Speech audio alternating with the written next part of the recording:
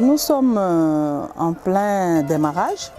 Donc, comme vous le savez, le Promise est un nouveau programme qui a pour mission d'installer au Sénégal la microfinance islamique que le président de la République, le président Macky Sall, a choisi d'ouvrir les portes du Sénégal à de nouveaux modes de financement innovants.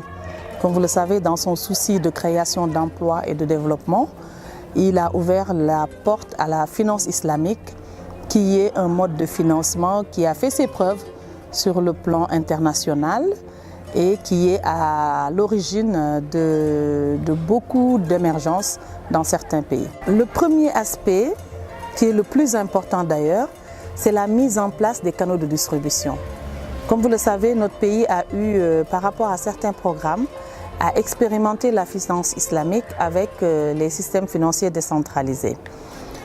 Alors, avec ce nouveau programme, des canaux de distribution faisaient défaut, c'est-à-dire dans la pratique de la finance islamique. Nous avons pour mission de rendre cette pratique pérenne. Donc la première obligation, c'est de mettre en place des canaux de distribution pérennes, c'est-à-dire faire le plaidoyer pour que la formation en microfinance, en finance islamique en général et en microfinance islamique en particulier, soit prise en compte par la formation professionnelle de notre pays, aussi bien privée que publique. Alors là, ce que ça apportera, c'est-à-dire il y aura sur le marché de l'emploi de la finance islamique le personnel qualifié. Et puis l'autre volet, c'est le volet des systèmes informatisés de gestion. C'est-à-dire, comme vous le savez, la finance islamique et la finance classique ne sont pas très compatibles dans une même gestion, du moment qu'ils diffèrent de par la conception et la démarche. Donc nous gagnerons à mettre en place des guichets islamiques qui seront en parallèle avec les guichets classiques, de finance classique. Alors l'aspect le plus important, ce sera ça de notre programme. Et puis dès que les canaux de distribution seront mis en place, les guichets de finance islamique, surtout de microfinance qui nous concernent en particulier, sont mis en place. Le déroulement de la pratique de la finance islamique sera plus aisé. L'objectif final, c'est la création d'emplois et de façon pérenne, c'est-à-dire qu'il y ait quand même une résorption du déficit de chômage et d'inactivité dans nos pays, de travailler aussi à l'inclusion et à l'éducation financière de nos populations.